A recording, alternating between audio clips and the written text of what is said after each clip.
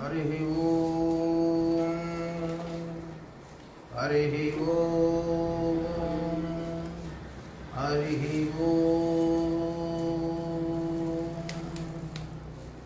శ్రీమద్రావాలయ విభూషణ విరాజమానంబును నిఖిల కలుషహరంబును సురమునిగుని సేవితంబును ఉత్తంగ గోపుర శిఖాలయ మండప ప్రాకార మధ్య గర్భాలయంతర్గతమున సజీవ సమాధి నిష్ఠా గరిష్ట ఊహించి ఉన్న దుష్ట నిగ్రహ శిష్టజన పరిపాలన సమృద్ధులను భూత భవిష్యత్ వర్తమాన కాలజ్ఞాన రచయితలను శ్రీ వీరభద్రమజ సింహాశీసులను ఆశ్రిత భక్త జనోద్ధారకులకు జగద్గురు శ్రీమధ్య విరాట్ పోతులూరి వీరబ్రహ్మేంద్ర స్వాముల వారు స్వహస్తాలతో లిఖించినటువంటి సాంద్ర సింధు వేదమైన కాలజ్ఞానమును ప్రవచనం ద్వారా వివరిస్తున్నాము. మదీయ ప్రియ భక్తులందరూ శ్రద్ధగా స్వామివారి కాలజ్ఞానమును ఆలకించవలసిందిగా మనవి. మరియు స్వామివారి కాలజ్ఞానమును శ్రవణం చేయటం వలన ఎంత గొప్ప ఫలితాలు కలుగుతాయో వివరిస్తాము. శ్రద్ధగా ఆలకించండి. బ్రహ్మానందరసజ్ఞాయ భ్రమరభ్రమణాయ చ భవరోగ పరిహారా శ్రీ వీరబ్రాహ్మణ్యే నమః.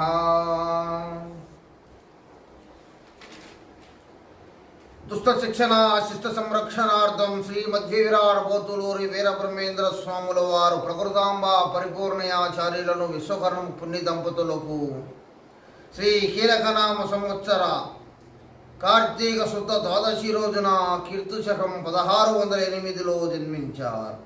అత్రిముని ఆశ్రమంలో శిశువుగా పెరిగారు.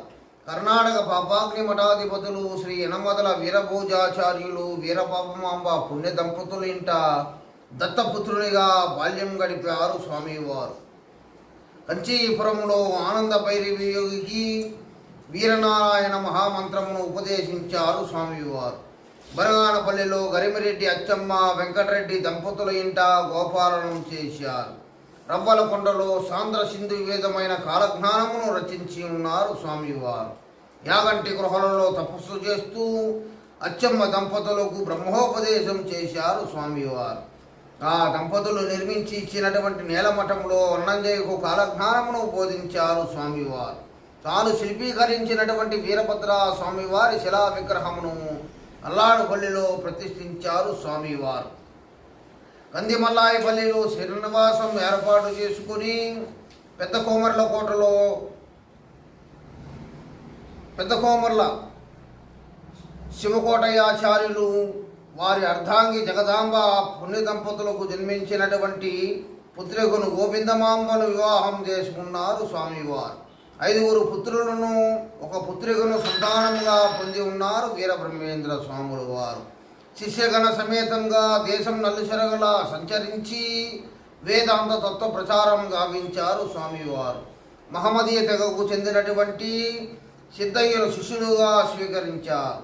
సిద్ధవటం, కడప, కర్నూలు, బనగానపల్లె నవాబుల మన్ననలను పొంది హిందూ మహమ్మదీయ సఖ్యతను చేకూర్చారు స్వామివారు.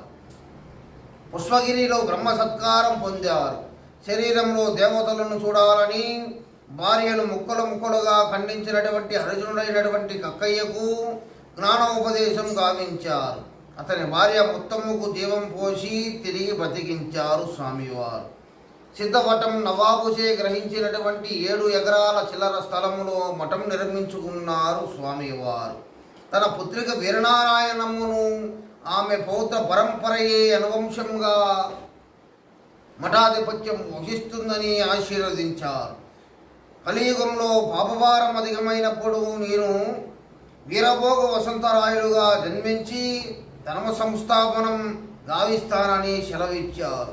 కీర్తిశకం 1608లో జన్మించిన స్వామివారు పూర్ణాయుర్ధాయం 85 సంవత్సరముల పాటు బహిప్రపంచములో గడిపి కీర్తిశకం 1693నకు సరియగు శ్రీ ముఖనామ సంవత్సర వైశాఖ శుద్ధ దశమి నాడు సజీవ సమాధి నిష్ఠా గరిష్ట వహించి నాటి నుండి నేటి వరకు జగత్ కళ్యాణార్థం యోగ నిద్ర ముద్రులై భక్తాదుల నీరాజనాలను స్వీకరిస్తూ ఉన్నారు స్వామివారు.